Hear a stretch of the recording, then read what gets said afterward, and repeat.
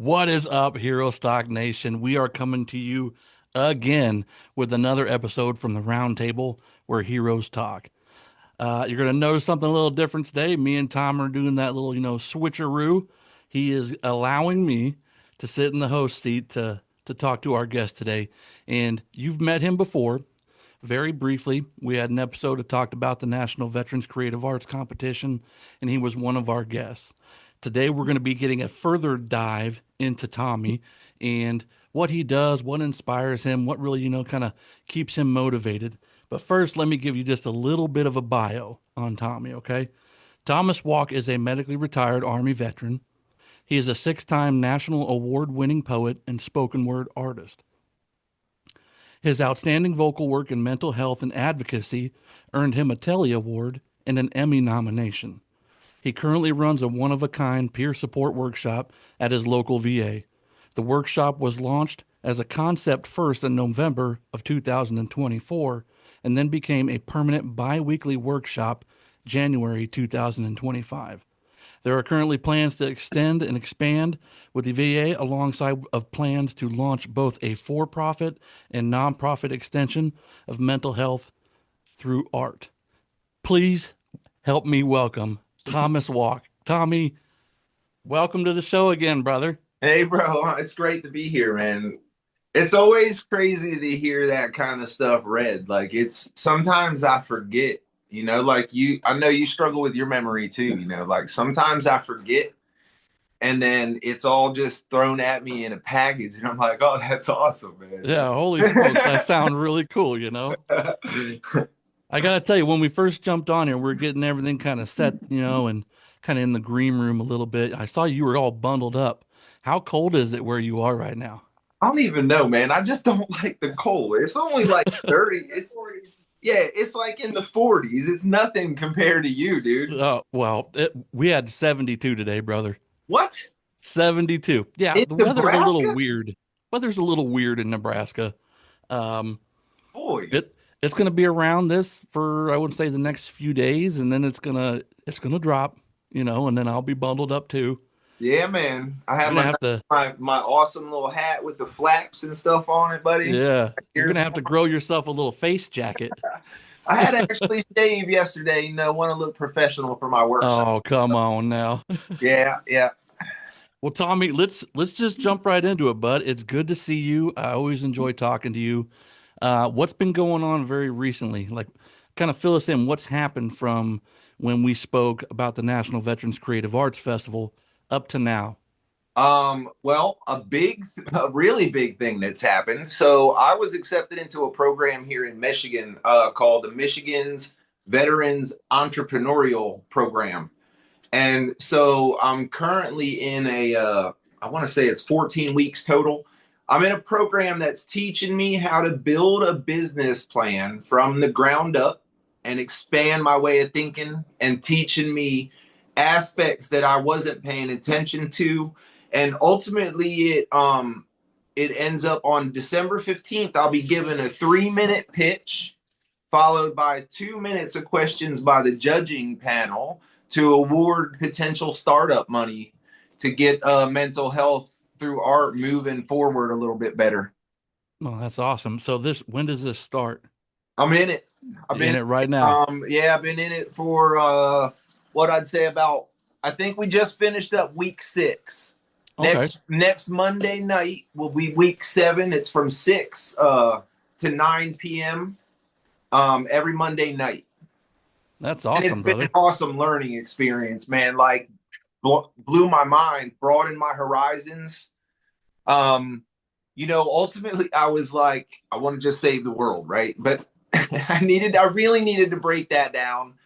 And this has really, really helped me do that, helped me focus, just kind of see what I really can do with this and those things that I can't, how can I overcome that? Yeah.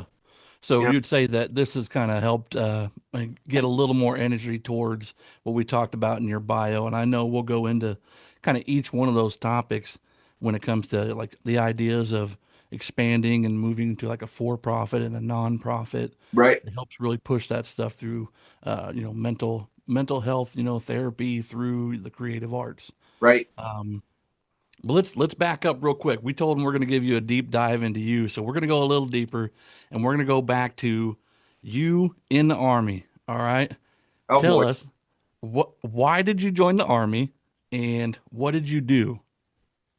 Oh, that's great. All right. So, I joined the Army because I had gotten myself into enough trouble to not really have much left. At the time, I was literally sleeping in the back of my car. It was wintertime in Jersey back then, which gets cold. And, like I just was looking into the future of what was I in the eyes of my son. My son was pretty new then, my first boy. And I was really looking at, how do I portray being somebody that he can look up to? And it ain't this. So I got drunk and I went to the recruiter and I signed up, man. And then it changed my whole life. Yeah. So what did you do while you were in the army? So the first half of my career, I was a combat engineer running heavy equipment. So basically digging holes for tanks and dudes all over the place. It was really fun, man, because I really enjoyed the work. Um, I'm a technical thinker, so all the digging and all that stuff, it can actually be more precise than most people think. It's not just digging a hole. So, anyways, and then I hurt my back really bad, had surgery, and I reclassed over to medical maintenance. So I was actually on the medical side of the army the second half of my career. Man. So how long did you serve? I was in for 10 years active duty before I Okay. finally medically retired. I retired due to injuries revolved around my back. At the time, they were still telling me that there was no way I could have PTSD. So I didn't get everything from the start, but they took care of me a little bit to get me going. And then I followed up and finished up and got what I was supposed to be getting. So I mean, I guess we could really say that, for, many who may be listening or even, the one or two that kind of hear about this episode and see it a little bit later on, that it is a common thing where soldiers they get out of the military and they keep fighting, for benefits to get those ratings, to really represent themselves completely in hope that someone's listening. Right. Um, Well, and that's the so thing, and remember, sometimes it seems like forever, and it can feel that way. For me, in my deployment was 06, 07, and I was struggling mid deployment because we have talked about what I went through, and I was struggling mid deployment. Now, when I came home, I had a high ranking Navy officer, can't remember, but anyways, as a psychiatrist, and he told me straight up, you cannot have PTSD because you were not blown up and nobody shot you. So you need to go on and get out of my office and hoo hoo. And so, mm, that really devolved into me really thinking like, okay, so if there's nothing wrong, then what's wrong? Like I really lost control of my ability to process what was going on. I left the service in 2010, and I struggled until 2000, I want to say 18, 19, even almost 20, I think, 2020 before I got my 100%. wow.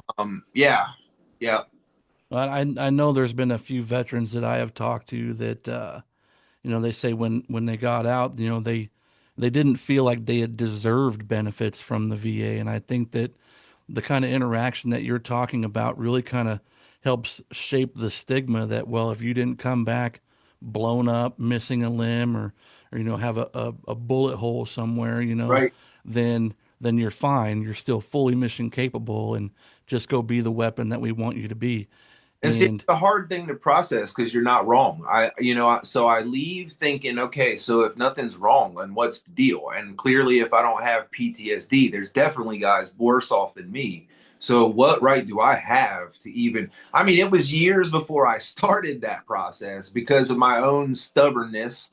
Well, Matt might need it more than me. Matt might need it. I'm gonna leave it alone. I'm gonna leave it alone. And yeah. that was just you do that to yourself so much, you're convinced that that's the reality of your situation, and it's not.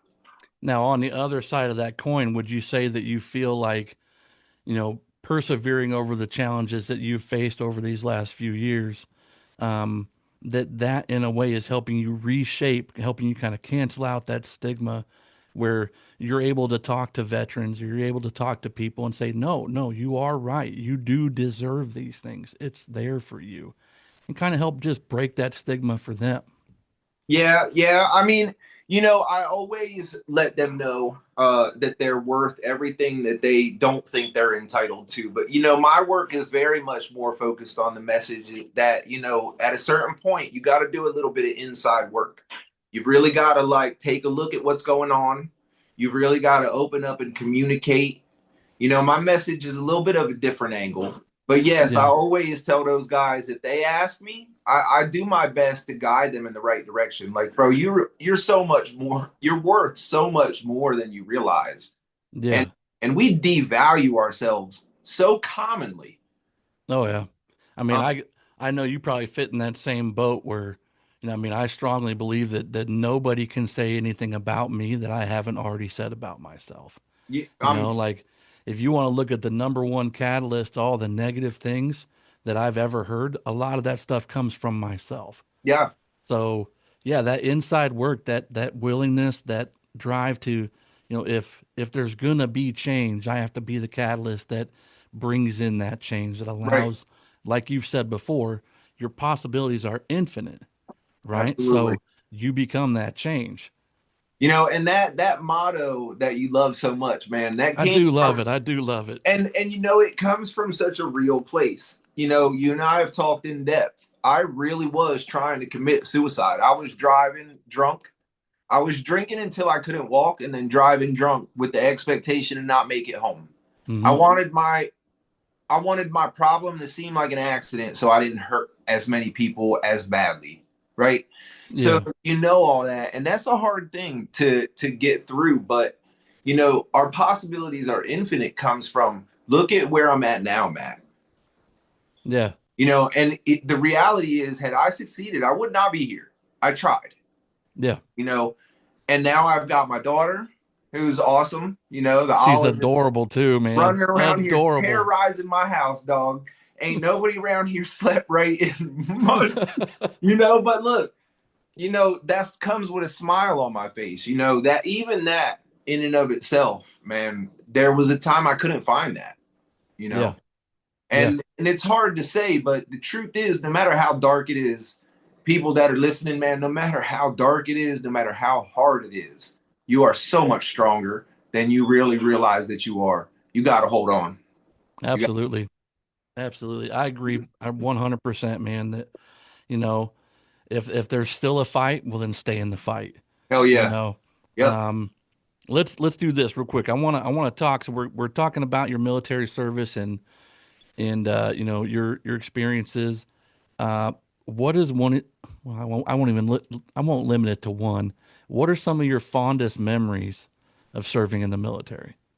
Man, I'll tell you, I I have a hard time with that one because of my memory issues. It's funny because it comes in flashes sometimes, right? Like I'll see a big ass piece of equipment go by and I'll remember that time that we like sank a bulldozer in the mud. Right? Or when we were in basic, we watched a guy straight up bury a truck in the mud because he kept just trying to save it and just kept making it worse. And the thing is, I can't remember the names, but I remember the faces, and Yeah. I remember the camaraderie, and I remember the laughter. I think probably at the time of my life, my highlight of my career was when I got stationed at Shepherd Air Force Base. Because what Army guy don't want to Oh, be? down there in Texas, huh? Yeah, yeah. Yeah. That was a really dope time in my career. Like so much different, so much different. I really just felt like everything on the Air Force Base was so much better than ours. Man, Yeah. I felt like I was in the rich neighborhood when I was there. Yeah. Like you suddenly just stumbled into a gated community. You're like, what in the world? Yeah, and they didn't know I was there, and I was just reaping the rewards. It's Yeah, great, dude. man, that's too funny. Now imagine, those guys who buried those pieces of equipment. What did the interaction look like when you had to tell like your first sergeant, like, hey, we're gonna need some time to recover that thing.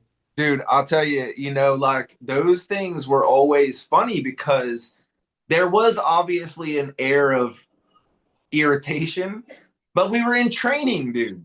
They Yeah. knew damn right well some idiot was going to bury the truck in that field.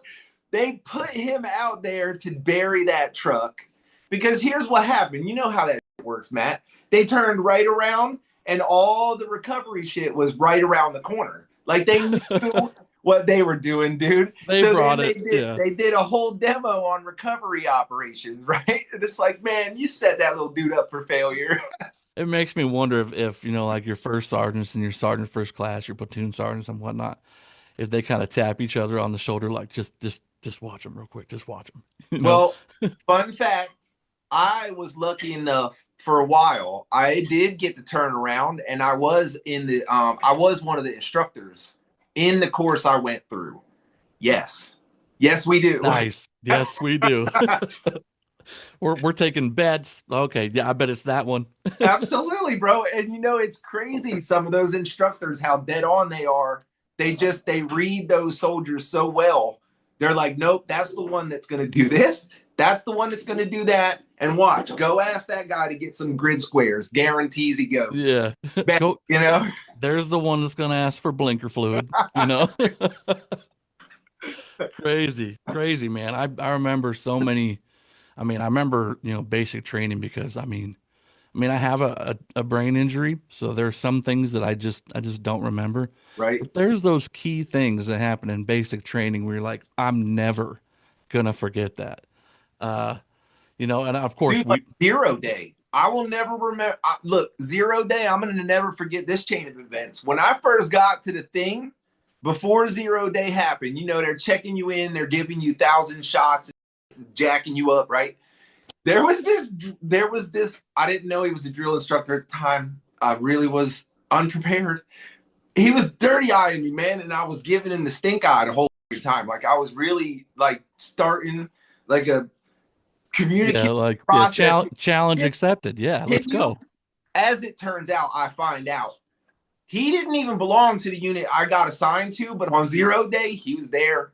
Oh Oh my man. God, he smoked. I did more push-ups than Paulie Shore that day, dude. Like, you ever seen In the Army Now? Oh yeah. Oh my God, I did so many push-ups in basic, dude. I did so many push-ups. So have because we're talking about basic, do you have any memories of like being smoked that you want to share? For those who don't know what being smoked is, Dude, it's a trial period. Let's just say that. I'll tell you. So I was at Fort Leonard Wood, Missouri. Oh yeah, me too. Yeah, and Yeah. so when were you there? Summer or winter? I was there in the summer, and I came back to Fort Leonard Wood for BFT, where they call battle focus training in the winter Yep, time. yep. So it was two extremes. It was like standing on the surface of the sun Yes, it was. and then Being in the buried Arctic. in the Arctic ice. Yeah, It was yeah. insane. And so it was crazy because Missouri was one of those places where like it just rained during blue skies. You remember that too? Oh yeah. Like no clouds that anybody could find, but there's just rain. Um, so I remember in the rain one time in the summer, so that humidity just keeps building. And we were out there running up and down this hill, top to bottom. So you had to run, and it was an incline, bro. I mean, it Was wasn't like, agony, agony yeah, and misery. yeah, bro. Like you Yeah. were kind of like mountain climbing to get up Yeah. the hill. And One I inch at a remember, time. yeah, and we were, everybody at first, they always set you up. They're like, everybody, whoever's the first. So you're like competing with each other that first couple times. And then you Yeah. realize in reality, this isn't a competition. You're Yeah. all in hell together and it's Yeah. about to get worse. Nobody wins. And everybody stops competing. And now you're just trying to drag bodies up the hill, dude. Oh man. Yeah, man. And, I think no matter what I ever can or cannot remember, I will always remember like the camaraderie, like the vibration. Like even Absolutely. when I was mad at the dude next to me, we figured that it out because what choice did you have? You were the only people you had. Like, and so at the end of the day, it's not like they were going to go, oh, he hurt my feelings. You're welcome. You can have this new assignment.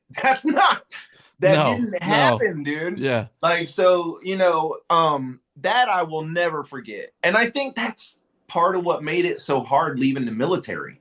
I was really damaged. I was ready to go because I was hoping maybe that would be the fix, right? But once I was gone, it was like there I was all by myself. Like, Now, where is everybody? Where's the schedule? Where's dinner? Like, what the yeah. F? You know? Yeah. So what would you say were some of the biggest challenges when you got out of the military? And just kind of an example, I mean, a sense of identity, you know, Well, things like that. for me, like I always grew up, I liked I liked Dungeons and Dragons. I liked fantasy stuff. I always have had a hero complex. I like to help people, Yeah. you know? And so like, see, and here we go, because I just forgot what we were talking about. See, now you get a demonstration. So remind Yeah. me what we were talking about. Okay. So talking about the challenges that you experienced when you got Yes, out of the that's military, what it was. the things that were and now no longer are, So I felt so much pride in my uniform, filling that hero complex. See, that's where we were. Yeah. Yeah. And I felt so much pride in that uniform because that's how I felt. I mean, like, look at it. We're how many? Like 1% of the population at a certain point. We've been up to what, 3 or 4? I don't know, but it's a small percentage of the Yeah. population stands in our shoes. At that time in my life, that was such a point of pride. Like I was proud of that uniform. And when I left the service, I wasn't proud of anything. I didn't have anything. That had been my whole life for 10 years, man. Yeah. Like when you're in the military, you're pretty much tied down. And so like I didn't have an identity. I had nothing. The uniform, I wasn't that wasn't a daily thing. You can't just go walk around in your uniform after you retire. It doesn't work that way. Right? I'm sure people do. um, you know, but look, I went from being a soldier full time to not knowing what I was going to do. I Yeah. didn't properly prepare school wise. I didn't set myself up for anything but failure. And Yeah. having an illness coupled with all the stress of that transition, I just lost my footing, man. I really lost my footing. I Yeah. tried really hard to focus on family and home for a long time, but I just couldn't get rid of what was growing. Yeah. I know in the previous episode that you were on when we talked about the Veterans Creative Arts Competition, there was something that you had mentioned, and I kind of wanted to talk a little more about that. It's, I mean, having these thoughts that we have, that intrusive thought or, that voice in our head that takes up real estate that shouldn't, Right, um, and then hearing from somebody, and then they may have the best of intentions at heart, but, hearing someone, say something simple like, just suck it up, man, and how offensive that is, absolutely. right? Can you But so, elaborate a Matt, little bit on I'm that? here. Let's do that. Let's debate. Is it though, Matt? Is it offensive? Is it offensive? Let's be real, because here's the deal. We both know what we've been through. The hardest thing to accept is that most of this struggle is an inside job. Oh yeah, absolutely. And so I would argue that suck it up is a pretty straight on, you know, summary. Yeah. Now, I feel like what's offensive about that is when we are in crisis thinking, we don't understand any of that. Yeah, What I just said. the intentions of the person who is delivering the message Yep. and what they want to do for you or what they want to help you with, you lack the ability to comprehend it in a way that makes it conducive to your Right. health, you Right. know? Because So I sometimes mean, in those moments you can't see an hour from now. What am I supposed to suck up? There's yeah, nothing left. Right. yeah, So yeah. yeah. Yeah, it's like, it's you want to keep pouring into things that you believe, and still saving something for yourself, Right. you I know? believe if we learn how to adjust our focus, like I just said, I understand that sometimes that does offend me. It really does. But also, there's a part of me now that combats from the other side too. Okay, fine. I want to argue. I want to fight. I want to be. Yeah. Hold up. Time out. Because we both know that there's nothing to be angry about here. Just walk. If you can't get it together, walk away. Yeah. Right. So it's a I, matter of just once you understand, okay, he didn't mean it. He didn't mean it. He didn't mean it. It almost makes you start going, yeah, but why? Why didn't he mean it? Wait a minute. Maybe I do kind of need it. It almost when you don't attack, it almost makes you contemplate. I guess is it maybe yeah. maybe it's just me. I don't know. No, I think that makes, I think it makes sense. I mean, I know that, we're all human. We all, we get connected to our feelings, and, with those feelings, there are things that really kind of stick together, like happiness, Right? joy, peace. Those things are bonded together, but anger, frustration, lashing out, those things are bonded together too. Yep. And Yep. it's trying to manage. And I know we talked about the managed mind versus the man in the cage, Right. um, but trying to manage those in a way that keeps you with your hands on the wheel, Right. Yep. So it's an interesting, kind of balance. Um, would you say that particular balance is something that you've gotten better at? Yeah, yeah. I think honestly, like if like 7 years ago me met me now, he'd probably punch me in my mouth. Yeah, yeah. I Yeah, think there's probably a lot of people out there like that. yeah. Because like I gotta be honest, I'd have to really tell him get it together. Like, and Yeah, that would be so real. And I feel and here's the thing, he'd know, yeah, but he wouldn't want to hear it. exactly. The new you talking to the old you may say something along the lines of "suck it up," Get up, bro. Come and on. you're like, "Oh, And not right that's now," how the right, and that's how the fight started, right? Yep. So So it's a crazy war that we battle with in our head, and but that's just like you had mentioned. It's one of those things that it's an inside job, yeah, like if we want that change, we got to be willing to get our hands dirty and fix ourselves. right. And So, really, who wants to take accountability? Since oh you yeah. were a kid, you knew it was wrong to get that cookie out that cookie jar, but you tried, and every Oh time yeah. you got caught, you tried to get away with it. Well, It's just something in us that doesn't want to, I guess, doesn't want to get berated. But the hmm, reality is, it doesn't have to be like that with the right people, yeah. It's right? kind of like I want my pity party.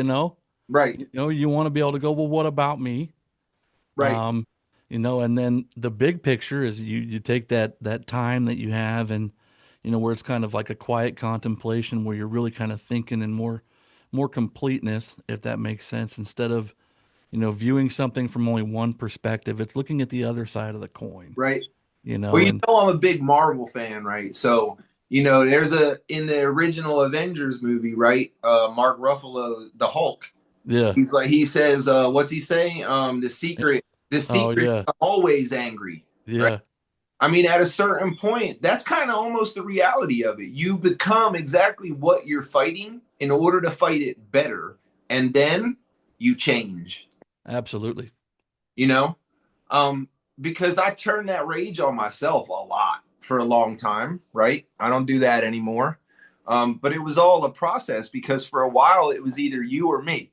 All right, Yeah, well, if I got to change, I guess I'll take the hit. Well, then I got tired of taking the hit. And then I learned, well, wait a minute, time to make some real adjustments, right? yeah, And that's why I try to get these veterans that I work with to write because you don't have to share that with anybody. yeah, I encourage everybody to share because that's where communication starts. Those things you're afraid of that you're writing down, if you share those with me, bro, now I'm in there with you. Now I actually can, to a degree, help you fight this fight. But with zero information, zero yeah, communication, I can't even help you with anything. yeah. You I mean, and it's one of those things where don't leave me in a position to speculate because I can't help speculation, Hmm. you know? So would you say that your writing, I mean, you would probably agree that, kind of getting into writing, it was for you when you first started. It was, you putting your thoughts and your feelings down on paper, right? What was it like? What was it like kind of looking at that from that particular standpoint of this is the change that I'm going to implement in my life? And at what point did that become change that you wanted to help others with? Wow. Wow, that's a deep question. At first, I just understood that I was releasing something. My work was really dark and really hard. Um, but then there came a point where I genuinely started to focus my writing purposely. So I got angry, I wrote, right? Not like Okay. days later I was sitting here writing, filling the time, but I started to purposely focus my writing. Well, what I started to see was while I was angry, I really wanted to put my hands on Matt. I wanted to do things out of character. When I wasn't angry anymore, I was able to look at that and go, bro, like you really need to take a step back because you shouldn't feel this way towards anybody, Yeah. right? And so it gave me a position to, for the first time, fundamentally see what everybody else saw wrong. I knew I was self destructing, but I really didn't understand, I guess, the how far I had gone. Yeah. Do you think that, I mean, perhaps, I mean, I'm kind of thinking of, just trying to visualize. It's almost like shining a flashlight in a really dark room, looking for a pinpoint, specific item Yeah, that you can go, that's what I want to work on. yeah. Um, Now, did your earliest work, was there a whole lot of search for resolution in that, or was it just kind of get it out? Man, nah, it was like vomit. It was like pain vomit, man. It was bad. I mean, I had a piece when I during all this, I had lost my wife and I lost a son, and I wrote a piece that just was blasphemous, man. I mean, I was on stage calling God down. So in a bad way. I Yeah. was so hurt by that. But that's the kind of shit that was coming out in the beginning. Um, and I really didn't, I had no real control over it. But see, when the feedback started to be a mixed bag of, wow, I'm just amazed that you would do something that raw on stage and thank you, versus, yo, that really is putting us in a place where we don't want to be and you need to stop doing that. Yeah. That really made me evaluate, well, all right, and like I said again, focus my work. All right, well, how do I make this something somebody does want to hear? Ultimately, where I started seeing it as something I wanted to do to help other people, Denver. Yeah. Yeah, Denver. What After what my was wife, it? taught, my wife and the rec therapist team here pretty much bullied me into entering because I didn't believe in my work. And Yeah, but they saw you in a way that they wish you could see you. 100%. And So, look what came of it. And yeah. after that, we've talked about this. My wife and I talk about this all the time. Sometimes I don't want to lie to you, but if I knew that that little tiny lie would make your life that much better right in this moment, I might tell you, yeah, man, you just got off a motorcycle. You look like Santa in a windstorm. No, it's beautiful, bro. It's Beautiful. beautiful, right? Now, that kind of thing, you kind of almost expect from a loved one sometimes. So Yeah. when that kind of validation comes from somebody that has no idea who you are, and in the scheme of things will probably never ever again know who you are, but in passing there was a connection, Yeah. man. There's just something different in that that says, okay, look, nobody's just trying to hold me up today. Nobody's doing the crutch. Nobody's being my crutch today. They meant it. And Yeah. after a certain amount of time, like, I started to believe that, and that just helped me fundamentally really find what I wanted to do with what I was doing. Because it was still kind of all over the place for a long time. Yeah. Mm, I remember Denver, man. I remember seeing you up on stage, just running through it, when we did our rehearsals, and you could visibly see the nervousness and the shaking and the quiver in the lip and the shortness of breath. You could see those physical things happening. And I remember, being in the when, on the night when, hey, it's the final, like, rehearsals are done. We're gonna yep, go out there and we're gonna do what we came here to do. And I remember you in the dressing room and you're just breathing, trying to figure it out. And I was just like, all I could think in that moment, man, is like, everyone here is here for you. You know, no right, one wants anything bad for you. right. And dude, I'm telling you, it was so loud after you finished, we could hear the crowd in the dressing room. And I was so happy. And when you And that came back, man, oh, did it, man. And that's what did it. And that's a good point. Everybody was literally, I mean, people bought tickets to the show to be there for us. Everybody really was there for us. You're not wrong.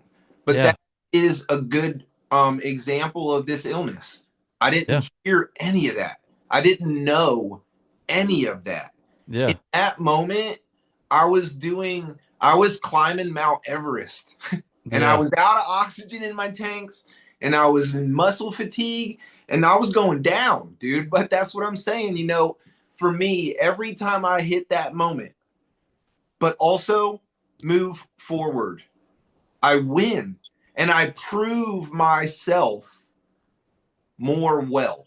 Does that make sense? Because I yeah, literally proved to myself in that moment, I've won. I can turn around and go, ha ha ha ha, right? I did it, yeah, beat you. And in that, there's something powerful, and even if absolutely. it doesn't even matter what you do, just do something, achieve anything, because those small victories, they lead to bigger ones, dude. Absolutely. Well, I used to work at the Combatives Academy in Fort Richardson, Alaska, and one of the things we always tried to tell soldiers, we're talking about grappling over dominant body positions, that you're gonna have an opponent that outweighs you. You're gonna have an opponent that is stronger than you, more Yep. skilled than you. Staying still is not an option. Right. You need to move. Yep. If you move and it's not a very good position, move again. Yep. You know, move until there are no more moves. Absolutely. But And staying still in that because train of thought is not an option. absolutely, and that's the thing, because this mental fight, it's the same thing. If I stop moving, oh, the thoughts start climbing in and crowding in, and it's hard, But Yeah, here's the thing, like, the fun thing about mental warfare is you got more tools. Even if you can't get up out of bed, you can use your paper and your pen. yeah, You can release something. That piece that you like that I did called He Can, about all the things I could do that day I was stuck in bed. yeah, That's what I did. I couldn't get up that day, was talking myself right there stuck in bed under the covers, and I just picked up my pad and pen and started writing. And yeah. there we were. So we've mentioned in the previous episode, and we've kind of briefly touched on it in this one. You are a nationally recognized poet, right? Yes, So sir. now, how many books do you have out now? Currently in print, I have 7 collections of poetry, Okay, and I have 3 fiction works published. okay. Yep. Well, did you bring something to share with us today? I was actually kind of caught off guard, running a little late, as it Yeah, yeah. were. And So I'm not my I'm not gonna lie. I do not read. Um, 1 second. Hey, beautiful best friend, would you kindly get me Words from the Dark from my desktop? Thank you, love. That was my wife, by the way. oh yeah, Yeah, yeah. your wife, your best friend, you're And, you're through and you through, know, man. I'll tell you what, dude. This is 4th marriage for me. I fucked up 3 of them, right? Not by myself, I know. But the reality is, you know, like we were talking about, we can choose to do things the same over and over and over and over, or we can just choose to be better. Yeah, And it's so kind of me, like the come at it, we just lift each other up. We talk to each other like that all day long. We even talk to each other like that when we're fighting. Oh God damn it, bestie. I'm so mad at you, but I love But you. I know, but the thing is, dude, it's just a matter of, mutual respect and letting the other person know, like, you are that important person, you know? Yeah, Goes back to pet names. Hey, baby. Hey, sugar booger. I yeah, yeah, always liked that. And that was from Jimmy Neutron, man. I don't know yeah. if you ever Sugar watched that booger. cartoon. I think my wife may be at a loss for finding this book in my catastrophe of a mess back there, Well, bro. hey, don't worry. If you gotta go grab it, this little That's all section right, we man. can clip. What you need? I don't know what I did with it then, beautiful. Maybe it's in the second drawer. We'll just keep guessing. We'll keep guessing. I'll have my wife dig through the whole drawer before we're That's hey, it's fine. We just we'll clip it however we need to. done. Oh man. Well, while she's doing that, let me go ahead and just ask you this question, kind of jumping back into the, your writing being something that you initially were just trying to, it's like you said, it's like vomit, just getting it out. And then there were things that were, just dark and angry and just kind of like a disheveled chaos, but at least it was out. Do you find yourself going back to those pieces of work now and trying to create resolution in them? Ah, that's pretty cool. So you just made me actually remember something. I had a buddy of mine back in the day that asked me if I was one of those guys that writes sequels Yeah. to his work. And I see that as the same thing, like a throwback to kind of respond to, and I've been thinking about it. It's I, the copy. I got a couple of poems that are entitled, like "What Am I?" or "Who Am I?" And there is part of me that wants to go back and say, "Hey, bro, this is who you are," right? Yeah. But ultimately, I want to pay respect to who that person was when he wrote that too. Like, I don't feel like that poem needs resolution. He didn't need resolution. He needed to release, right? Kind of like viewing it like a almost like a growth chart. Absolutely. Yeah, Like perseverance looks a little differently now, but perseverance back then was it was right. shrouded in, some pretty dark, hard moments. Absolutely. And Okay. like, to go back and answer that call back, it'd be the same thing. Would he listen to me? Yeah. And in the case that he won't, what is the point of wasting my time? Because Yeah. what I do is I let those words out into the universe in different style, like things like "meant to be," right, Hmm. or stupid poetry, right? Yeah. Stupid So like, poetry. and so I think that if there's a version of him that's able to hear that, he gets it. Yeah. Hmm. It's interesting, man. I'd love hearing you talk about your work because I know both you and I have talked numerous times, on the phone where, whether it's like, hey, I got a challenge for you, or you share something with me and I give you a perspective and you're like, see, I knew you were probably Right. gonna get it like that. And it's so good to have, kind of, instead of being in that battle by yourself in your mind, you got a battle buddy, like Absolutely. Right. and both you and I are the caliber of person that we don't want to see people experience, trauma or hard times. So we want to do everything we can to help them. Absolutely, man. Um, Now this is a question kind of off the wall. I know we was talking about uniforms and whatnot. Do you ever put your uniform on and just kind of strut around the house? Nah. No, Nah. I'm the only one then. Maybe, Matt, you might be a peacock, bro. Maybe. I tell you what, I lie to myself every time I do it. I put it on, I stand in front of the mirror, and I'm like, I still got it. No, you don't. No, I'll tell you, first of all, number one, I don't put that uniform on because, again, I can't remember very well. I don't actually know if everything is in order or squared away. And the one thing I pride myself is in my whole military career, I only got gigged in like two or three inspections in my whole career. Yeah. My uniform was squared away, man, until I really started to decline. like my appearance and stuff and my professionalism, I tried to keep up with that, you know. Yeah, yeah. Well, Uh, that was the standard, to right, maintain that fit, professional, just rough as nails appearance. And I mean, I tell you now, like I put it on, but I certainly am not going to go get hemmed up by somebody who knows better. right. That's the last thing I want. Now I got a pair of BDU pants that I wear, yeah, sometimes like with a hoodie and stuff like that, but not as an actual uniform.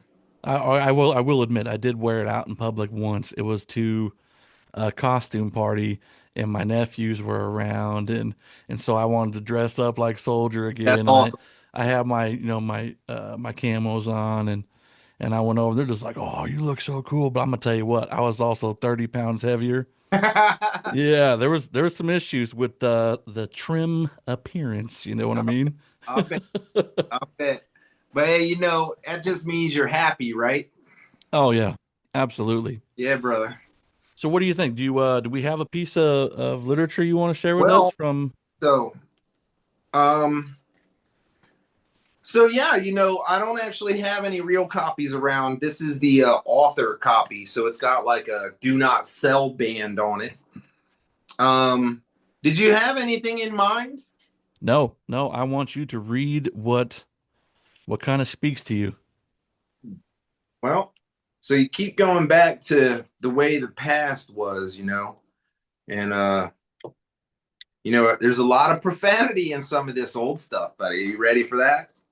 Well, I think we got All Tom in the background. He can clip it out. right. Fair enough.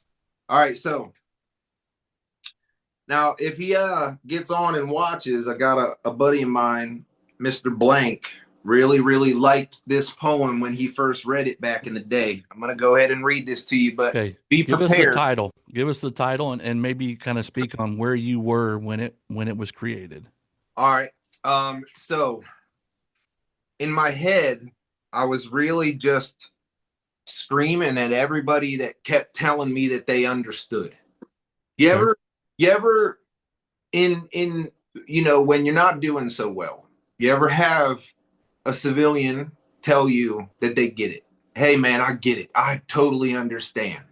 Hmm. You might understand PTSD, but you don't understand. You don't understand what I'm saying and what I'm trying to convey about what I've been through, right? And it made me angry, really angry, because like, what right do you have to try to compare yourself? That's how I felt. Compare yourself to me. I'm going through this, and you're sitting over there, and are you serious? You know that kind of mentality. Yeah. Yeah. So this piece is called "So You Think You Understand." So you say you understand, but I don't think you do. And I'll tell you something else, my friend, that makes me angry too. Maybe you can understand some of the things I say, but certainly you don't get everything that made me this way. Have you ever seen a child crying for the dead, and the child that he's crying for is missing half their head? Now, they'll say I went too far and said something that is wrong, but I get to watch it in my head my entire lifetime long.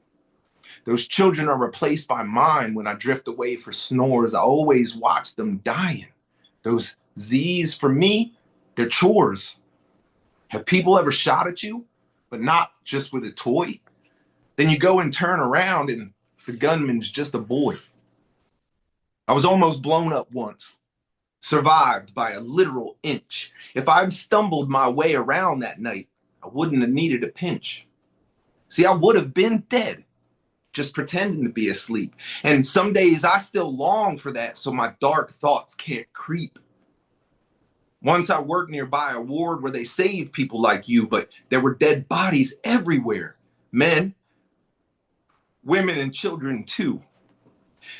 Then you get really angry because of all you've seen, and it eats into your soul for breakfast and lunch and dinner if it's keen. You isolate for safety for the people you're around, but then when they are needed, they're nowhere to be found. People say in their family, great, because that's what I need. But in reality, they're looking for my misery so they can feed. Some that stay are tougher, seemingly built for anything, but once they see the horror, it's fear they always bring. They're scared that I might lose control or just start an argument, as if my anger differs from theirs and I'm just malcontent. What if this was all just an act, but now I can't get me back? I feel like an addict between a fix, always in pain, like I'm under attack. Oh, look, there he goes again. Hey, wait, I'm just a little upset. I did the only possible right thing, yet pointed at is all I get. I'm just a regular guy with feelings like all the rest. I'm just a bit more broken, but I still aim to be the best. It's all a game inside my head, one that I have to play for keeps. I just hold it all inside myself and I break while everybody sleeps. See, I can only give so much before I need one back. People seem to think it's me when it's them that truly lack. I give and ask only for love, but still the reality is such that my most challenging days have made me hate you so damn much. Every day I would ask them all, am I doing well?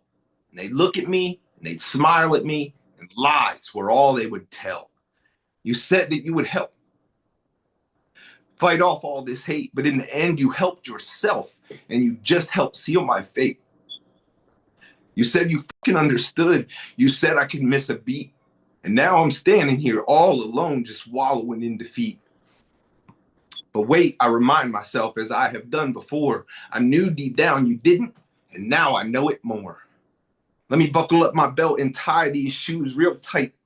Let me get out of my head and make this all right. Let me stand the fuck back up and glance this off my chin. I got a lot of things to do, and I'll be damned if I won't win. Now, I do have my ups and downs, and sometimes I still sin, but I have got a lot of good to settle somebody in. If you listen, maybe you get it a little bit better than you did. But just remember this, my friend, we all keep some things hid. For the whole story is never discussed. No, far from it, in fact. And no warrior is ever at peace after we come back. Thanks. Man, no, I mean, you just answered my next question, brother. I mean, I got to tell you, woo. Um, Yeah. my next question was going to be, does any of your work ever take you back and have you experience those feelings? I could see it, brother. I appreciate you for sharing that. And I know it seems kind of cliche because I'm going to say it now. I do understand. Um, I know, brother. I know. I know we recently just kind of communicated about something that I thought I had written it down and I crumbled it up and I thought I had thrown it away, you know. And you Right. said, "Hey, man, the universe acts kind of weird in that way, you know." And the whole time you're talking to me, it's almost like you're still in your poetry, right?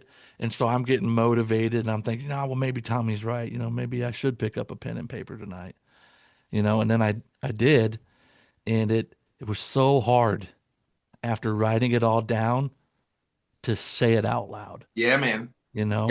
And it's Yo, because that's the look, and that's awesome that you said that. That's the power of what I'm trying to teach people. yeah, Because inside your head, it's a thought, and we can pretend it's not real until we can't. But on paper, it's tangible, yep, it's emotional. You read that back to yourself, and you have an emotional response, an emotional release. You connect, yeah. you let go, right? And over time, that process is how you find your wellness you've been seeking. You had a breakthrough that night too, right? Yeah, that was a little crazy, man. You know, I mean, I'll share just a little bit. I know this is about you, but this is similar to what you were just talking about. Some of the things that you had experienced. You know, I came back from Afghanistan after seeing two kids killed by an RPG, Right, and I mean, I distanced myself from my kids. You know, I was having a hard time. Coming to conclusions like rational conclusions. You know, like, hey, I should talk to somebody, and I was right there in that spot just in my head, right. listening to everything that, I was saying about myself to myself. Um, but then I ask you, and you say, "Hey, just what I do," and I know that you're like, "Look, you love what I do, and I absolutely love what you do." he said, just kind of like, just try it on, man. Give it a shot, Yeah. and it was, oh, it was rough. Um, but now I have a piece, that I've written for me, Right. and that's how it starts. It starts for us as a part of our healing. Absolutely. Um, but then when we see that it has an impact on other people, we go, purpose. I Absolutely. can take all this pain and turn it into purpose. Yo, because I'm telling you, out there amongst our community, there's somebody else that saw that in their way, that's waiting for that message that that's okay.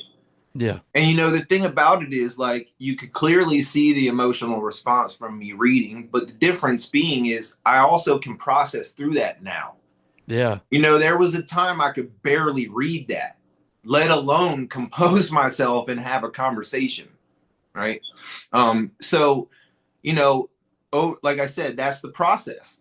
You just keep reading, keep writing, keep reading, keep writing, keep reading. And eventually you can actually read that piece. It's like listening to a song that makes you cry. Yeah. And then after you hear it on the radio so many times, you're just kind of immune to it. You're not immune to it. You let that feeling out already. Now you're enjoying it. Yeah. Absolutely. I've cried at my own stuff, like my own Mm-hmm. songs that I've written, and it's just me connecting with me again, you Right. know, Yep. because in doing this stuff, and you know it just as well as I do, that as soon as we start to share these things with other people, I'm not going to say that it feels like an obligation, but that it becomes the purpose.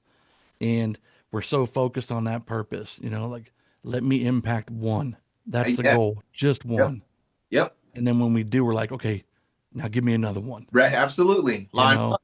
You know. and you keep looking forward like that, and you forget, hey, I still need to look back. I still need to look at me. Do like a do a check in, check in on Well, yourself. the coolest thing about it is at a certain point, your writing becomes both. Your Hmm. writing also, it talks to you and it talks to them in the right way. Like that piece that I did, You Are the Mission, that I use in my group. It was originally to me. Focus on you, bro. Focus on doing what you need to do. Be who you're supposed to be. And, then it turns out that that's one of my veterans' favorite pieces, dude. They love that piece because it says everything you need to know, right? You remember that person you were in the service who they said go do it, and you said yes, sir. Yeah. You didn't ask. You Yeah. didn't. You didn't complain. Well, we complained, but you certainly didn't do it there, and you certainly didn't let the mission go undone, right? But Yeah. the point is, you just did whatever you needed to do to get through what you were getting through. Why do we throw that away? Yeah. And so that piece, You Are the Mission, is all about that. Like, get it together and do what you did then, but put it on you.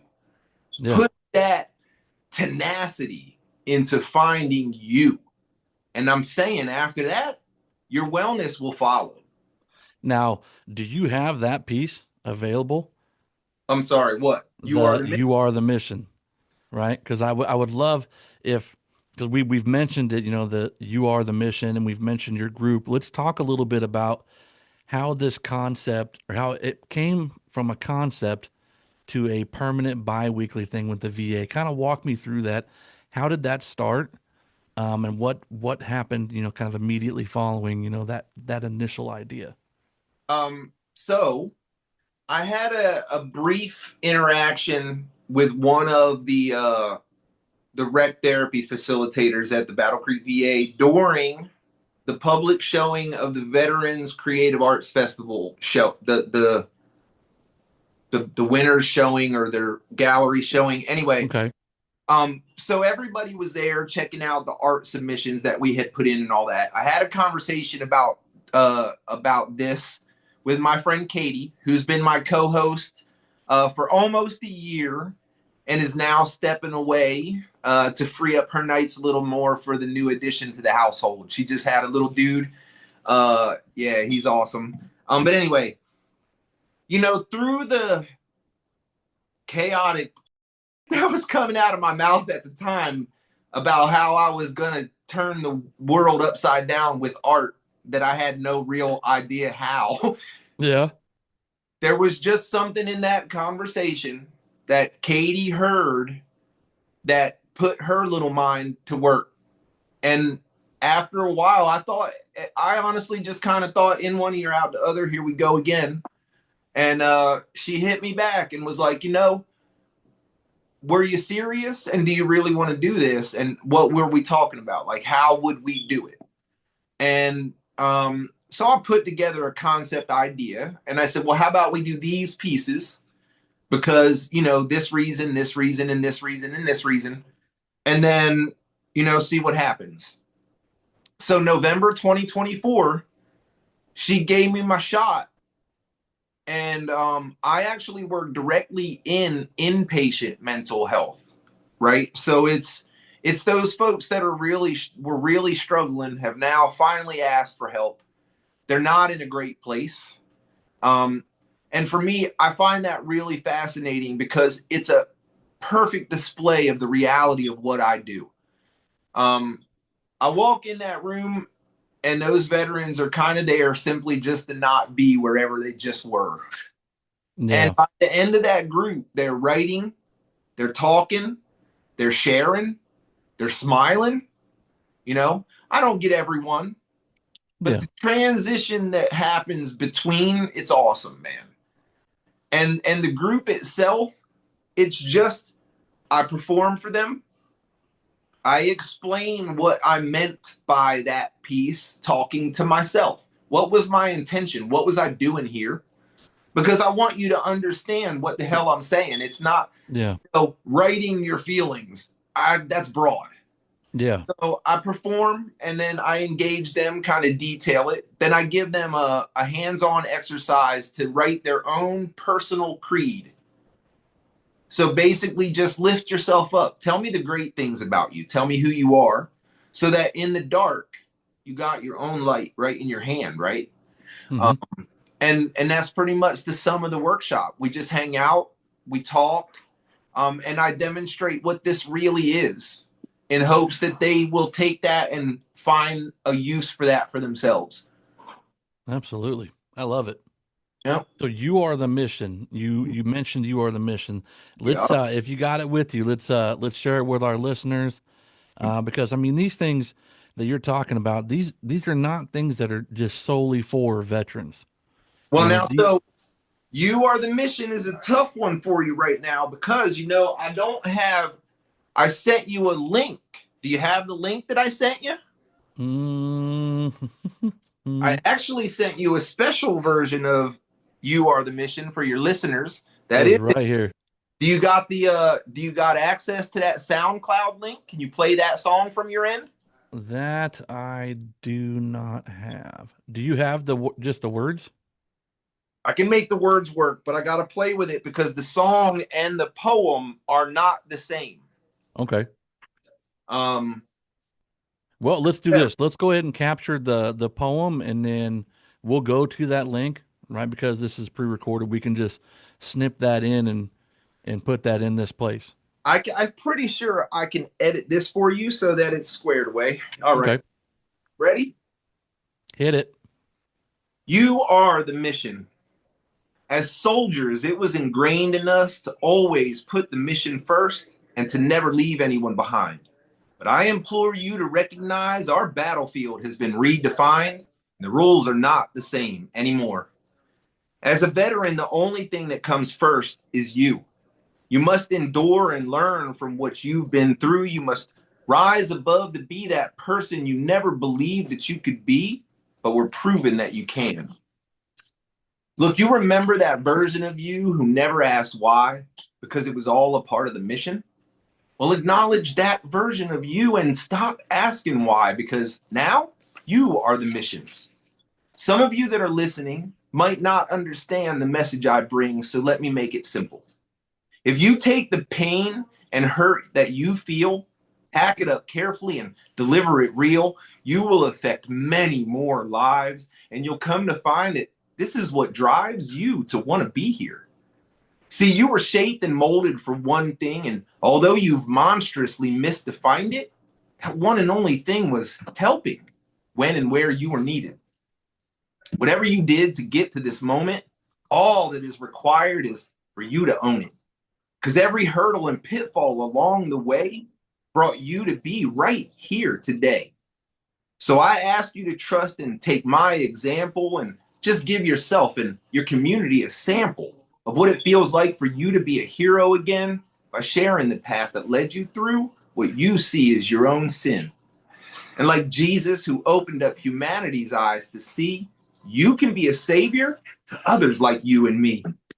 But you must stop condemning yourself like this is your end and be as strong as I know you can be, my friend. That's it. That's it. Yeah. Thank you. That's Awesome. it. It's Awesome. edited different to make it long. Well, you do music. It's Yeah. edited different for filler, you know? Yeah. Yep. So we can, I mean, we can definitely like at the end of, tonight's episode, well, I'm gonna ask you, where to find your your material. Heck So yeah, we bro. can definitely, you know, ping that right there. Um, so you are the mission. You can see in this. I mean, I know before we jumped into the reading that this is something that doesn't just solely apply to veterans. This is something that it's for everybody. Absolutely. And while we talked with veterans and first responders, Gold Star family members, musicians in the community, nonprofit organizations, for-profit organizations, you know, these things that we're talking about are things that can be implemented into everyone's lives. This isn't Absolutely. just for the guy who deployed and came back and he was fine. You Right. know, this is for the mother who's having a hard time, balancing, motherly responsibilities, a marriage, a household, and a full-time job. Right. It applies to everyone. And I think that piece really kind of highlights that for other people. Yeah, I love it because, there are times when we kind of get it more, right? Because clearly it was directed right at us. Yeah. Alternatively, though, if you just kind of put yourself in those shoes, fine. You never technically, quote unquote, had a mission, but you know what I'm saying. Yeah. You get it. And the reality is, if you put yourself first, I don't care who you are, you're going to see a benefit from that. You know? Absolutely. Yep. And I think, that's what's awesome about we're kind of growing. I kind of have a little bit of a team now. My guys Brad, Joe, Jonathan, and our new little homie Meg. She's a musician. I think you really dig her. Yeah. But there's a couple of us are veterans, a couple of us are civilians, right? A couple of us are poets, a couple of us are painters. But the concept is this is all partly peer support too. It works because I get it. You hear that I get it. That's why it works. It's not coming from somebody that you got a question. Does he get it? Does he Yeah. understand? Yeah. Does he I understand? kind of think he does. So, like on the civilian side, same thing, where you've got that dividing line for some people. Well, he's a veteran. It's not the same. Fine. I got a civilian right here. Let's Yeah. talk. Let's see what his opinion is, right? Yeah. Because the truth is, we do that. We divide up everything, right? What is my community? Is it veterans? Is it humans? I mean, depends, It's right? it's a bit of everybody. Anybody who's got the heart and the compensity to create healing and opportunity for other people, And see, that's but who it building is. That's a who you team build your like this, team with. right? And building a team like this is difficult though, because not everybody sees it that way. Oh yeah. Some veterans only want to hear a veteran. And that's just the way it is. I was that guy for a while, you know. Yeah. So we're trying to make sure that we can, get into the gray areas. Like if you got a question, if this don't work for you, let's see what we can make work for you. Let's give it another shot, right? Let's not. Absolutely. Let me ask you, did you ever think that your content, your poetry, your heart and your want to kind of champion people outside of like your normal circle, did you ever think that any of that was gonna get you a Telly Award or an Emmy nomination? No. Yeah, like Look, first of all, I barely even believed that they nominated me to go to Denver.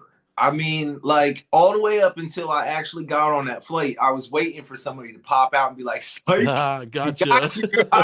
You were on punked, bro." You know, Yeah, where's Ashton Kutcher, man? I'm Where's just that? saying, dude. So like, no, man, no, hell no. I never ever imagined, and I right now couldn't imagine what comes next. I don't know. So let's talk about that then. Uh, Kind of the feelings that were associated with it. Um, what inspired the possibility of that becoming something? Um, yeah, tell our listeners about being, or tell our listeners about getting that Telly Award and that Emmy nomination for you inspiring others. Isn't that Let's talk about it. I do. I love that. So yeah, I did. I inspired an awesome guy named Romeo Lucchesi. I hope I said that right. I hope I didn't jack that. You probably didn't. I remember him Probably from did. Denver. I probably did. And he's gonna hate me for that. So look, anyways, I met that man on so right on my way into Denver. We had landed at the airport. We were waiting on transportation. We were the only two guys in that little like square like arrival space. They decked Yeah, out middle of the airport. yeah. Made us all everybody looking at us. Anyways, You so we remember they put us by the food court too, like. yeah. But you know me, man. Like when I'm just sitting there and I got nothing better to do, like I just start picking. I pick somebody and I start talking. That's what I do. I talk. So we got to talking. I told him about what I do, and I gave him obscure thoughts. Okay. I gave him this one. Um, and there's a couple pieces in here that really stood out to him. A piece called "Meant to Be," and what was the other one? "Take This From Me." There was a couple of excerpts from both of those pieces that really just inspired him in his way. And he's a videographer. So he ran around the festival that week talking and shooting and put together his video. And in the end, had me narrate and recite some of those pieces that he really liked. So you get to see me in the video, you get to hear my work. And I kind of open it and I close it. I open it up by like clicking on the bedside table light. And then we actually end the video with that light going back off. I clicked to black. And then it was really awesome because he threw right at the end to it closes inspired by the work of T.A. Walk. And dude, that was just monumental for me, man. Oh Um, man. Now I'll say, for as much as I rode those coattails, that nomination and that award was my man Romeo's. But yes, I was part of the whole process because he included me as a contributing artist for the inspiration, man. So that was really, really dope. Yeah, absolutely, man. I remember you talking about that with me over the phone, and when you had mentioned, like, dude, an Emmy nomination, I was like, what?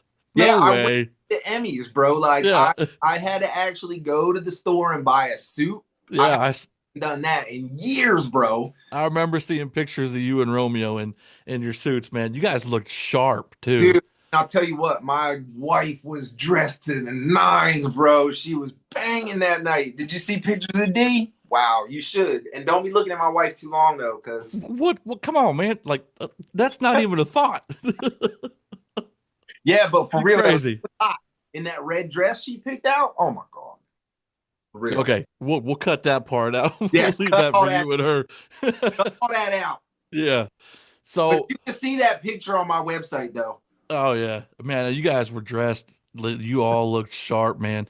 And that's what kind of was like, when you told me, I was like, "There's no way. There's no. That's not possible. Like, how? How Yes, does that way. happen?" Hey, watch And it. then I saw that Right. picture, and I was like, "No way." Grab that picture off the nightstand. Yeah, here we'll go ahead and show you it since you want to Yeah. talk about it. I actually I printed that one out for our art exhibit that we did in September. Hmm. That was actually in my little awards section of my exhibit to show that, you know, believe it or not, there can be good days ahead. Like all those things stand to remind me of those accomplishments. So my illness can't say, no, you didn't. Right? Like, Yeah, absolutely. here, look. Holy smokes. Yeah, look at that red dress. Bad lighting. Man, she looked You amazing. guys, Horrible lighting. But anyway, look, I had you a guys sweet are awesome, fedora. man. Man, that was a really amazing That night. fedora, it fits your head so well. Yeah. Yeah. So let's talk about that. Let's talk about, okay, we talked about the Telly Award and how, just the feeling that you had with it. Now let's talk about um the September event that you put together. That was an exhibit that you had put together with several other artists. Yep. Um, and that ran for it was 3 weeks, like the Yeah. From sixth of Yeah, it was about yeah, about 2 or 3 weeks we ran. Yep. okay. It was like what the 6th to the 26th of Yeah. September, and it was out 6th there. to the 27th. Okay, but right out there in Battle Creek, Yep. At the right? Art Center of Battle Creek. Yep. So let me ask you, talk about that a little bit, and then I'm going to ask you some more questions. All right. That idea, where'd that come from? Just another. So again, I was struggling with how do I get my message out? Like, I was performing my ass off everywhere, but I don't make no money. It's all just a Yeah, hobby, right? So it's like a wish and a hope that somebody sees you and an opportunity comes out of that. But I was really floundering and I wanted to do something, not just keep waiting. So again, from the the exhibit for the Veterans Art Festival was held at Art Center of Battle Creek. And honestly, man, around here, folks love my work so much. Like, the curator at the art gallery spoke to me right from that point about putting something together and kept asking me what I would do. And I really kind of juggled with it for a long time. And then I thought, well, wait a minute. With a whole gallery, not only can I tell little bits and pieces, but I can use those little bits and pieces to paint a whole other picture, and yeah, not just a small one either. Like, I mean, start to finish, and the dirty and the pretty and the nasty stuff. We can make it music, we can make it painting, we'll do it all. And that's what we did. And then I said, I know I kind of get my hands in everything, but it just holds so much more weight when there are more of us, right? I mean, one dude protesting in the street is a guy having a tantrum. 1,000 yeah, people having a voice is a movement, right? yeah. So I said, well, how do I do that? So I just put the word out through the people I knew. You supported me. We put your Absolutely. up. Um, I had a couple, another poet that supported me. I had another veteran artist that did some amazing work. I had a young lady who paints, sculpts, I mean, does murals. Those stories got told, all through the simplicity of I had an opportunity and I shared. I mean, it didn't hurt me in any way. And I think sometimes that's what we forget. I didn't need the spotlight. I Yeah, was I was talking about what I was talking about. And by yeah, sharing that, I feel like that mattered more because it wasn't a spotlight. It yeah. was a showcase. It's not about us. It's not about that, like, oh, look what I did. It's, hey, look at them. Right. Look what they're doing. Yep. There's more people out there in the community, not just me, and that takes me back to when we had our the open house for the arts here in Omaha. Man, there was a lot more people competing in the creative arts competition, and I just sat there. I was with my wife and I was listening to these other artists and these other musicians. There were people doing dance, and kind of Right. Broadway skits. And I was telling my wife, like, I hope they win. I Yeah. hope they win because, like, I wanted everything that I had experienced. And I know you say the same thing Yep. too. Everything that you experienced, Denver was kind of that like, dumping gasoline on the fire when we talk about Absolutely. change, Yep. So. but genuinely, like I want to connect with people, and I don't want them to look at me as like, like I'm out for myself because it's to me it's never about me, right? you know, and I believe that, but we serve as, a potential catalyst to connect the community within or with more members of the community, Absolutely. you know? Because by doing what we do the way we do it, if we inspire that next guy to pick up a pen and a pad or pick up a guitar and use that voice that they have, I mean, now again, we're reaching somebody new through somebody new, through somebody new, through Yeah. somebody new. You know, it doesn't just stop and end with us. That's the thing, too, right? You look at it good or bad, the things that happen to us, they don't just impact us. And for a while, when you're in crisis and survival mode, that's all you understand. It's happening to me. But the Yeah. thing is, it was also happening to everybody around. And the same thing is happening now with our methods of therapy. We're taking that and we're saying, look, man, this might not work for you, but I'd love for you to try it. Yeah. Because if it does, bro, I'm promising you, if it does and you use it, it'll work. Yeah. Now, if it's Absolutely. not for you, put it down and then pick something else up. Yeah. We'll try something else. Right? Just keep going because it doesn't matter whether there's words in it or not. You're saying something. Absolutely. And I Mhm. think that I've kind of seen, where people have, I mean, I've heard in comments, I wrote a song and someone said it was something along the lines of, "Hey man, you missed your calling." And it's like, "No, no. I put it on the back burner for something bigger than myself." Yeah. You know? And joining the military for many people, it's not their first choice. They didn't join, for a sense of honor. They joined because they needed a job. Right. They needed to provide for a family, or they They needed a need it way all. out of a toxic environment. They needed to change the atmosphere. Yep. And the honor and the pride and the loyalty and the respect that they now have towards those particular service and those branches is something that they inherited by Yeah. stepping into those positions.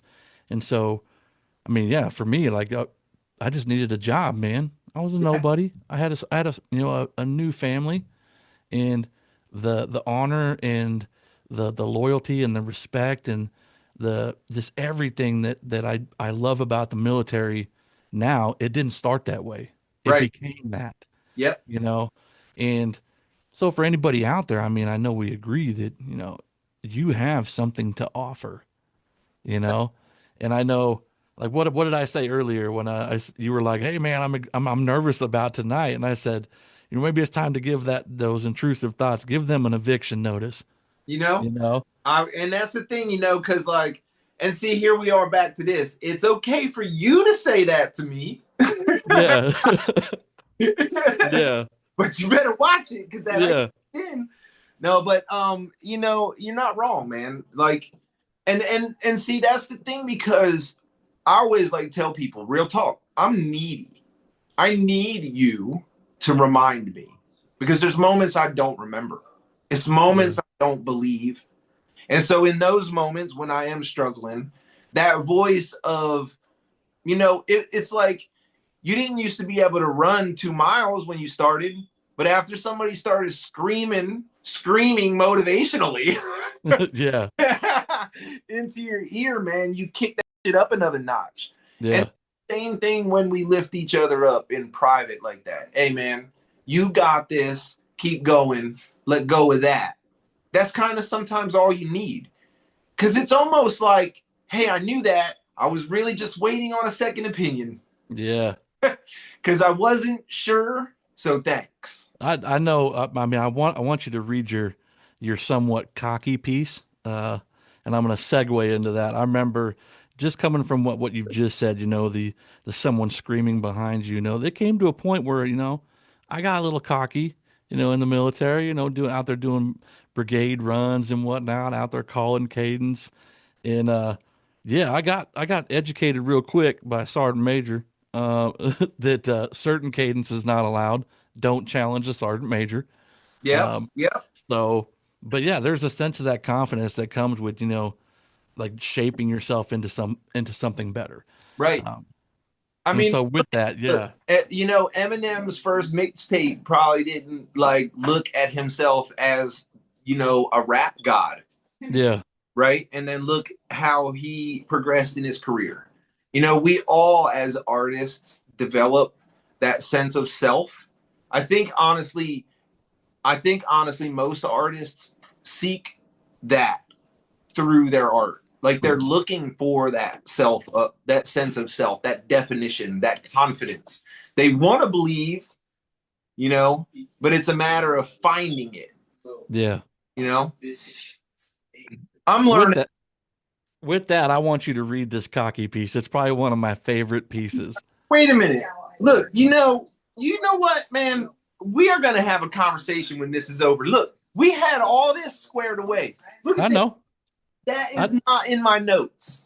I Was know, that one supposed to be here? I don't know. Why do you keep throwing me curveballs, homeboy? I'm the host, man. Man, I don't have access to that piece currently. Okay, maybe You we can talking clip it about from. stupid poetry, aren't you? Yeah, I'm talking You about really stupid like poetry. that piece. I do. I'll I tell you really what, do, man.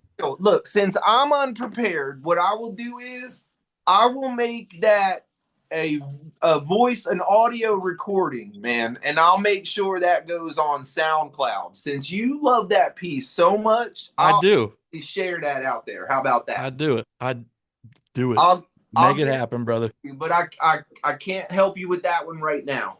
What you can do is take a little video of yourself with that, Bet, right? Don't change shirts, right? We got to have it look authenticity, and authentic and whatnot.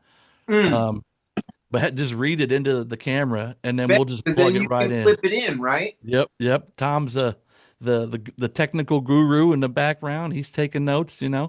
Bet. Hey, beautiful. There he is. Scott, we can edit. Hey, mama, can you go see if you can look in my bottom drawer in the bedroom or that pile of stuff you have for your art exhibit that you're putting together and see if you see stupid poetry? Matt is really infatuated with that piece. I am. I love it, man. Yeah. So while she's doing that, let's just go ahead and jump into another question. Okay. Can do. We we talked about, the ideas of expanding the current work that you're doing with and looking towards for profits and nonprofits. Can you kind of give us just maybe just a taste of the ideas that are behind that thought process right now? So right now we're focusing on for profit first, because we need money, right? That's always the sucky part about trying to help people. It really actually takes money. So we're looking at focusing on on our for profit at the moment. So what we're going to be doing is trying to reach out to some medical facilities, mental health facilities, and some local area therapist office and things like that, and kind of try to, I guess, like you get paid as a performer per hour to perform, right? As a musician, Yeah. kind of. So that's what we're looking at gearing the workshop. So like, I don't, off the top of my head, like $100 an hour for me. So if the workshop's an hour and a half, we'll make that arrangement with, say, the hospital uptown. Every time we do that workshop, that's the transaction. And Okay. or if there's some travel fees involved, right? Now we want to do that. We're actually going to launch that in January from the Art Center of Battle Creek to get us started. So it's not quite going to be mental health through art in the beginning, but it will give us an ability to do videography and photography to get a portfolio started and get moving. But look Absolutely. at trying to institute workshops in other facilities so we can just reach more people with the content. We're looking at more art galleries and broadening that exhibit, making mental health, mental wellness, and resilience through the creative arts more about us, less about me. I had a lot, I had very few of you to work with this time. So my work kind of overshadowed that exhibit. And what I would like to see in the future is multiple venues, multiple cities, multiple states, and we make that more us. So more people, more mediums, more. Um, Yeah. we want to look at corporate and business structure. We can actually provide performance, entertainment, and mental health awareness in a corporate structure. So rather than boring, lagged out meetings, we can actually pick that up and talk about it for real and openly. Maybe give some of those people the ability to talk a little bit more openly right in the space they're at, right? I mean, who Yeah. doesn't want that in their life? We've also talked about something that I got you floating on the back burner for. We want to try to throw together something where we travel, bro. Like Okay. we travel almost as an ensemble, musicians, poets, artists, but place to place. And if I have my way, even active duty place to place, because I think that's where we need to reach these guys is before they let go. Yeah. Get them to understand the reality of it rather than just a briefing about, hey, see ya, do this, bye, right? Yeah. Um, hell, VAs, legions. But our goal is to merchandise with the t-shirts. As you mentioned, this one is the newest one, our message. We got the semicolon on there, right? Yep. And then on the back of this one, it says, with one step, a journey can start with just one voice that shares its heart. As we become legion and bear scars, together our message will outshine the stars. And that's exactly what our intent is. Like I was saying, build that community. When it's us, it's so much louder. It's so much prouder. There's no Yeah. way you can ignore us, you know? Yeah. So that's what this is all about, man. Like just getting that message out there. And how we're going to do that is with the little things. These t-shirts are now funding our ability to buy new shirts with new messages for everybody's a little different. Not everybody hears the same thing, right? We want to start incorporating this into little stickers, just a little pick me up that you can put wherever you want Yeah. to do, right? But it's those little things that are going to drive us into being able to facilitate these workshops because, there's a startup cost. I got to Yeah. supply, if I want to do a paint endeavor, I need easels, canvases, paint. Yep. Um, so once we get those things off the ground and a little bit of real income coming in, our goal is actually also to launch a nonprofit where we would then be able to push some of that for profit money in and give workshops to the community for free. Yeah. So it's a lot. It's like, we're not just hanging up the phone or ending a meeting, or telling everybody, have a nice day. We'll see you next week. We're saying, hey, we're gonna cross state lines for you. You Yeah, know, we're gonna absolutely. break down some barriers and we're gonna make things happen. Speaking of state lines, I just so I just got a response back from Karen Dunn, and it looks like I might work in Butler, PA now too. Oh man, look at Um, that. it's a matter of facilitating that connection that works for everybody. Okay. We're looking at lining up 4 dates at my discretion. The ball's in my court at the moment. But after the podcast that we had together the last time when me and Karen touched base again, Yeah. we connected via email after, and it looks like that relationship's gonna foster out something good, dude. So I might be reaching veterans over there with her now too. That's awesome. Yep. And that's the thing. It's one workshop now, right? But now that one workshop, it's in two locations. And that one workshop's going to be two workshops soon. And then that two workshops it's going to be like gremlins up in here, bro. We're going to throw water on everything and just watch them multiply. Yeah, I'll tell you what, man, I can't wait till we have another episode with you, in the future and just kind of talk about how all these ideas and these thoughts have shaped up. Hey, do you have stupid poetry with you? Oh man, I just so happen to have found Oh, that. Okay, so let's do this. I know we're running a little short on time now, and I know we've only just scratched the surface on the things that you do. I want to end this episode for all the listeners out there with just this amazing piece. It is a little cocky, right? It is a But little cocky. after we're done with this, man, I want you to give our kind of, our kind of our call to action, what you would say to them. So go ahead and read this piece, and then you get the last message, brother. You tell them what you hope and what you want for them. So All right, I'll do that. I love that you love this piece so much, man. I That's do. so much. Because I told you I struggled with this one because that cockiness for me, I don't want. I get out of control when I get cocky. I get mouthy. It's bad, man, and I don't want to be that guy. But you're not wrong in that I need to be confident in what I've become. Yeah. Because the truth is, one day, folks listening out there, man, it's a really long road. Then you start to feel better one day and you start to have some hope. And Yeah. then you turn that into something and you grow something. And then it's okay to enjoy that. Yeah. It's okay. You know how hard it was for me to go, man, I finally got better. And to accept that. Now I'm not perfect, but I got better. I got better. Yeah. Why was I so adamant about not accepting that? And that's kind of the same perception as this one right here. You know what? I'm doing the fucking thing. I'm really doing it. When am I going to get on board? Well, let's see. This piece is called Stupid Poetry. Someone I used to know once asked me, what do you think you'll ever accomplish writing your stupid poetry? And something about that stuck with me. Now, I know that it shouldn't matter to me. The truth is, this person has accomplished nothing in life of value, see? So why do I let it even bother me?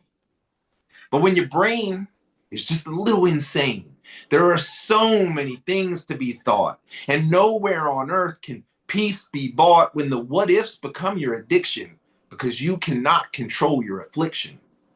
So I let it marinate for real consideration. I mean, what is poetry to a devastated nation? We're all struggling so hard to put food on the table. What good is poetry when so many are unable? What do I think I'll accomplish with this stupid poetry? Well, it took me years, but I finally see. I got a woman to choose to stay just by sharing some poetry one day. Because the message inside the lines I write erased loneliness from her sight because my words resonated and made her feel less unique and somehow made her world look less bleak.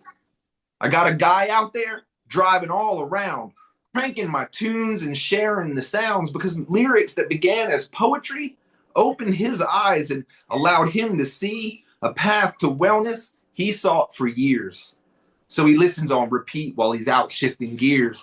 I got our nation's finest sharing their fears through poetry with themselves and their peers. I'm reshaping the way we do this damn thing, and all for the simple joy it can bring. Because if I can help just one of them get through, that's something far greater than me or you. I have pondered if that question regarded fortune or fame. But the thing is, I don't need people to remember my name. What I need is to hone my abilities and better serve my purpose. And now my stupid poetry helps me do exactly this. So when people point as they laugh and they shout and they ask me what my stupid poetry is about, I think to myself, you'll know in a few years when you see the world change through the haze of your fears. Because one day you'll finally feel the need to really talk. Some doctor will prescribe you poetry by Thomas Walk. See, like it makes me giggle every time too, like a little kid, Dude, bro. I don't look at it as, I mean, yeah, it comes out cocky, but I mean, what I hear is confidence and I hear possibility. I'm going to tell you right now, I've loved this episode. For everyone listening, thank you for tuning in. Tommy, I want you to take us out tonight. Tell us what your hope is and what your words of encouragement are for those who are listening today. Man, I hope that if you find yourself failing, you simply do not stop trying to overcome it. We all fall down, but we can all get back up. And the reality is, man, like our possibilities really are infinite. You really should take that home with you and let that marinate for a little bit. Because all the things you thought you couldn't accomplish up until this moment, you're still here. You did. Don't put yourself down so hard. Lift yourself back up. You know, if you want to find me, mentalhealththroughart.com is the website. I'm a mess on social media, but you can see it there on Insta, Facebook, YouTube, TikTok. Thomas T.A. Walk, veteran poet. And we'll get everything squared away a little bit more coming into January. When I get done with this lab, man, the knowledge they've imparted on me, my business plan looks beautiful. I got a team building. January looks to be when we really kick off. So subscribe to mentalhealththroughart.com and get all the updates, man. Tommy, thank you so much for coming in and letting us just kind of do a deeper dive. And I know like I said, we've always scratched the surface, man. Tom, want to Somehow our pre conversations really just keep, I don't know, they never stop. They really get off track. They really become really amazing. And then you don't want to let go, you know? Yeah, You know, next let's time bring we'll let's do a let's 3 hour episode, Tom. How about yeah, it? You let's know? bring Tom Lamog back in here. Tommy, where you at? There he is, Tom. You don't Yeah, need you to bring guys me are back. awesome, man. You I guys are really doing. appreciate you asking me to be a part of all this. You guys, thanks. It was wonderful. Just sit as you did last time. You allowed me to sit back and just kind of take it all in. And every poem that you wrote, that you read, that you've written, I was just mesmerized. I'm just listening, and I cannot help but think of you standing in a suit in front of the camera with the spotlight shining down on you as you Yeah. read this. And I see the gestures as well too as you speak them. So And it's awesome that you paint that picture. You can actually ask Matt. There's a piece you should look up, Tom, called World Stage. And actually, in that piece, I very much visualize what you just said. Because the thing wow. is, that's the thing. Because look, if you would just give me that one moment in that one spotlight on that one stage that reaches the whole world, imagine how many lives we could change. Maybe they don't all get it, but imagine how many lives we could change. Yep. And that's what that peace world stage is all about, is that moment in time when somebody allows that recognition to be so that we can express this to the world the way we know it works. Right? Yeah. Fantastic. Absolutely. My goodness, my friend. Um, I do have some questions if it's okay. Yeah, go ahead. I know you. Bro. Uh, I guess when I think of you sitting down to write, it must be. I think I already know the answer to this because you showed this on the first poem that you read, and it was an emotional journey for you. But in the writing process itself, I mean, I would imagine it's not just one and done. This is like, I'm going to write, write, write. Oh, I don't know that I like that. And you change it, but it's still an emotional outburst of some sort. It's kind of like you're writing, and maybe it's, frustration, or maybe it's just peace or whatever.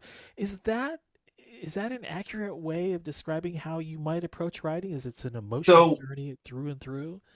everything kind of depends on everything. It's very varied. If I got the the enunciation on that right? It's very varied. Because sometimes when I come in hot, man, I'm like, F you, I hate you, brow. Yeah. But then I write that anger out, and suddenly I start to go, but also I'm better than that, right? I want to do better. I temper my mood as I write. I know what's happening. I know what I want to get rid of. So it's a matter of, does it come out like, there's the anger. That's all there is. There's no more. Or is this a piece where that anger is only the first part? I'm going to need a couple days to come back and get at that and finish it. Everything is unique in the process.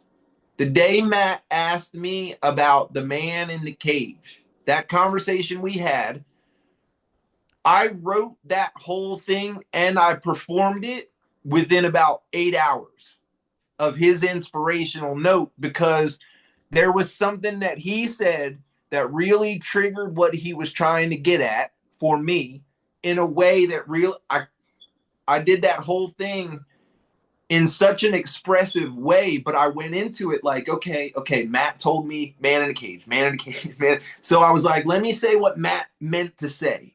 Mm-hmm. But also I was like, but I got to show it. I got to show it. So let me throw that bit in there too. And it became what it was just out of, it molded itself. It molded itself by the way I felt. As my anxiety built trying to get his point of view through, my frustration built the man in the cage into the piece, right?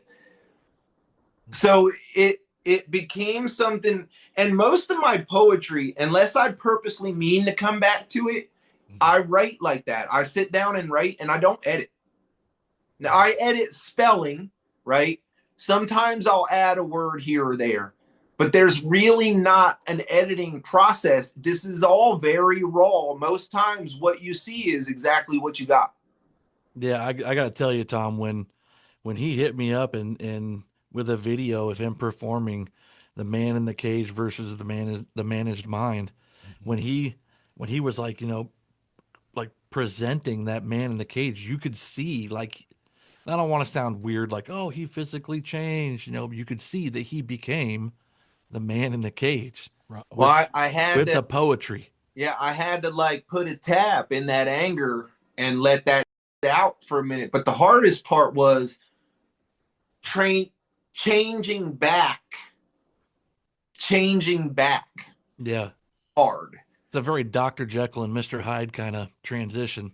And I had to make it work in such a way that it's almost kind of silly, because there's a moment where the guy in the cage is like, and then I'm like, no, Yeah. right?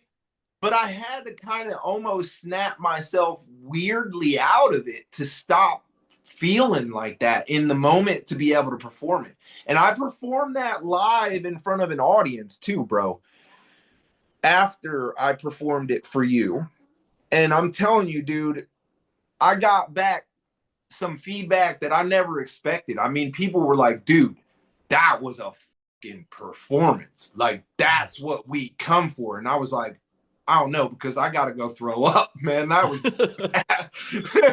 That was I bad. guess in a way to me that when see you in my mind as being a stage performer, you're acting out, this scene from from a script, even though it's your poetry. This is the way you need to deliver it. Right, Musicians, on the other hand, Matt and myself, we get the luxury of hiding behind our guitar, our instruments, and music. right. But the way, in order for you to make this poetry effective, is you have to be the one to read it. It's your emotions, your Hey, feelings. but check this out, though. That's a cool note. Mm. I am currently working on making it so Tom Lamar can do it. I'm actually writing up basically a workshop SOP that will walk you through my emotional connection, so that when you work the workshop, you will have a full understanding of where the work is coming from. And having understood where it came from, we should be able to get you to be able to present it in quite the same format. Because understand, if you Wow. understand what the emotion is and what the message is, Mm-hmm. right, and what the personal therapy was, you can empathize the piece in the same way, because then you're going to go, oh, he meant that. Oh, I didn't even get that part, right? I That's bet, all you're missing is a little insight, bro. And then we take this whole thing worldwide. and I'll say this. I know that music has always been something I find comfort in. I feel confident enough in terms of going to like a stage play and seeing what actors do or people who perform, on stage, it's like that is a bit unnerving to me. And I'm thinking what you have showed me tonight really is the delivery of the words and the emotions. Um, Poetry redefined to me is what you've just shared with me tonight. It's Thanks. like in my mind, it's kind of like, okay, it's very two dimensional. This is what I see. What I Right. see, what I read is poetry. No, no, and you called it out yourself when you had people watching you say as you performed. Um, this is what poetry is, and I'm so glad to have seen you share your work tonight to Of display course. it, to really demonstrate that. And I look forward to others grasping what it is that you're trying to teach them as well too. I've changed my outlook on what poetry is about thanks to you. Really. I appreciate that, bro. Thank you. Because that's all I'm trying to do is get people to understand we don't all do it the same. But Sure.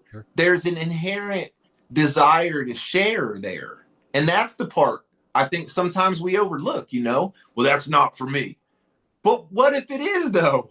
But what if it is though? You Oh know? yeah. I mean, like I said, I'm coming into this thinking, okay, poetry, when prose, it's the reading of it, but that's not it. That's part of it. Right. And I think that I'm feeling enlightened. I'm feeling like you've enlightened me with really what this means to you and what it I should mean to appreciate others as well. Everyone will take from it what they want, but you've kind of cleared the mystery up for that. Even in this last one that you read, um, to me it was comical to hear you read it that way. And it's like this is exactly what people are probably thinking, but it's more fun than what they probably think. You know, right.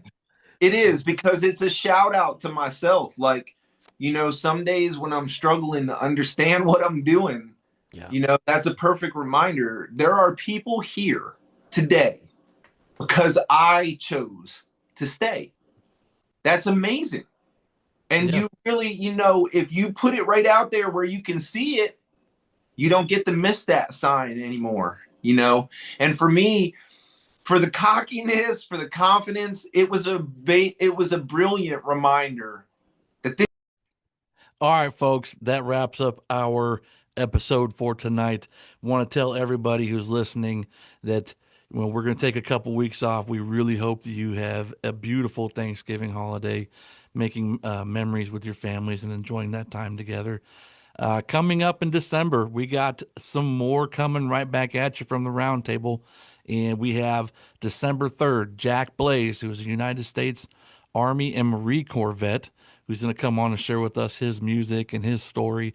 And then on the 10th, we have U.S. Army veteran Tim Megan Jr. going to join us and do exactly what we do here. We talk, we share, and we connect. So looking forward to having both them on the show. We will see you at the next episode of the Roundtable where Heroes Talk. I am Matt Jones. Good night.